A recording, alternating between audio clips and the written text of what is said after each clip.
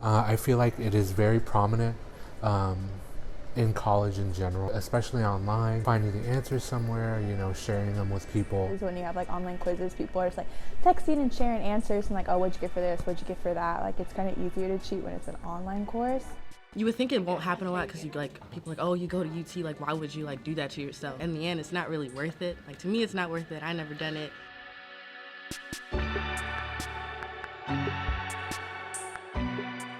My name is Morgan O'Hanlon, and I'm a projects reporter for the Daily Texan. I wanted to write something about academic dishonesty because I think this is a pretty common experience for any student. If we haven't done something that is necessarily like we think is cheating, I think a lot of people have been around it or seen it happening. One of my roommates actually got caught for cheating about a year ago, and that was kind of when I started to become interested in this topic. So I actually was able to get some data from the University of Texas via an open records request. I found a little bit of information about the top 10 classes that find students that are cheating. The majority of them are science and mathematics or computer science.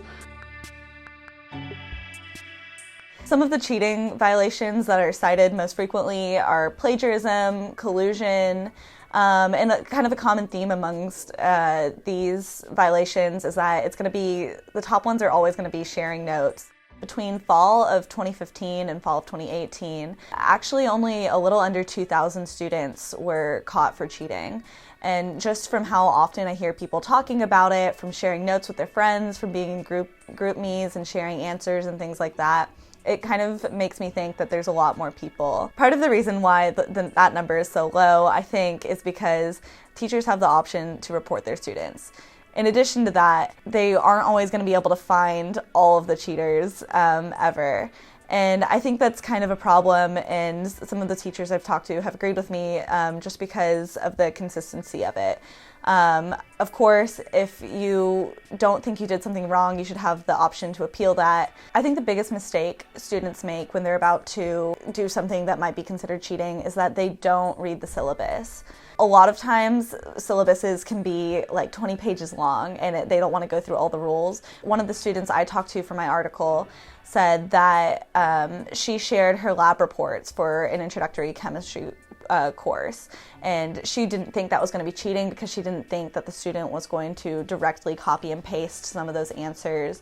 Also, there's a sanction that says failure to comply with instructions, and I mean, just think of how many ways that can get applied to what you do in a class. Something that a lot of the teachers that I've spoken to have told me is that the students that they end up catching cheating are not necessarily the students that are like bad people. It's students who get overworked and they just decide to make a bad decision.